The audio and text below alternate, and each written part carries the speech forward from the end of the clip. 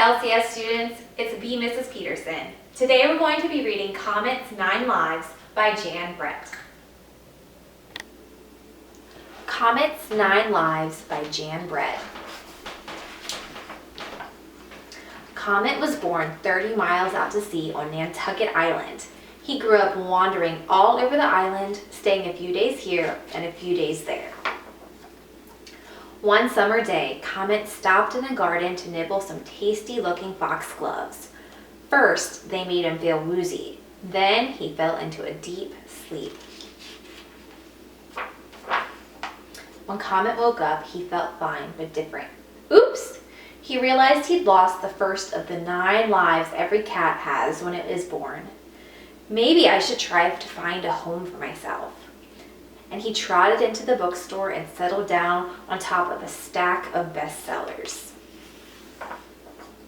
Life was good until one day it rained all morning and the islanders hurried inside for something to read. In the rush, Comet's tower of bestsellers toppled over and he was buried under a pile of books. Oh no! He had just turned the page on life number 2. I think I need some fresh air.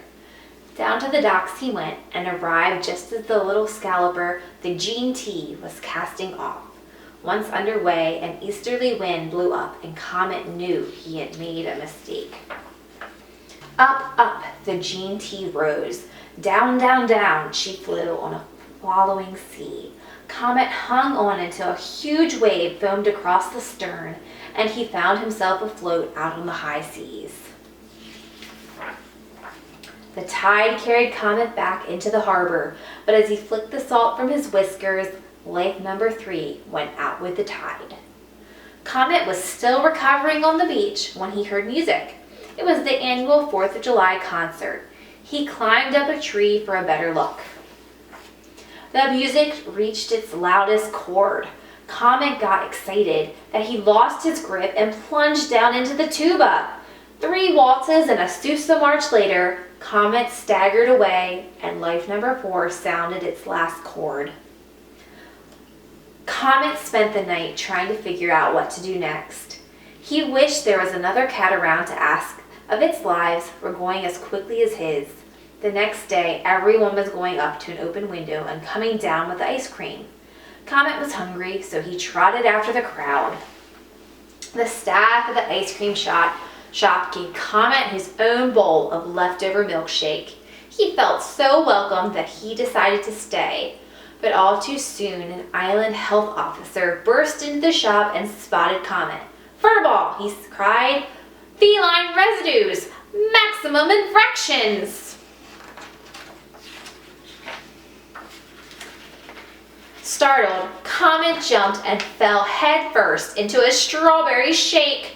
The staff pulled him out and he watched life number 5 fly off, licking its paws. Maybe I'm trying too hard. It's time for some fun. He climbed into a bike basket just as a crowd of summer visitors were hurrying off to the ferry. It was Waffle's first time on the island.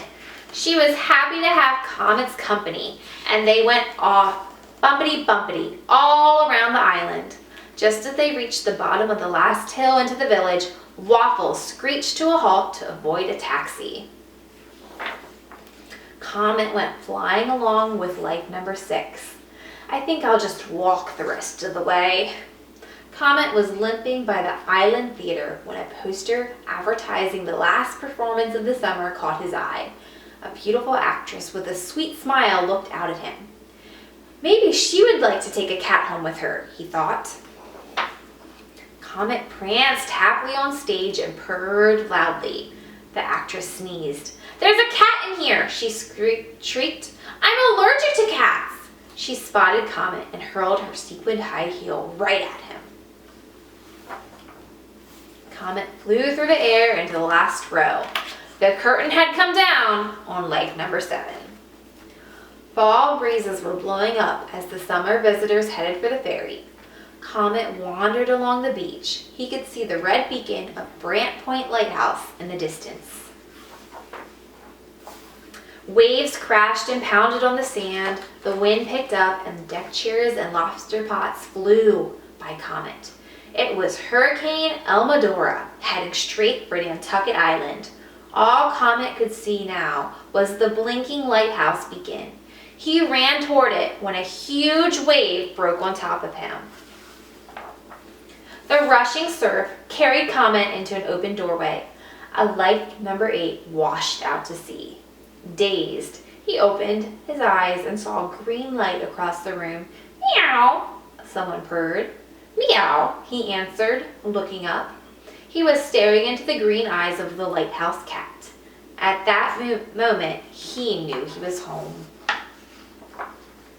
And as the fall days turned into winter, Comet knew exactly where he wanted to live for the rest of his life. The end. Thanks for reading the story with us. I'll see you soon.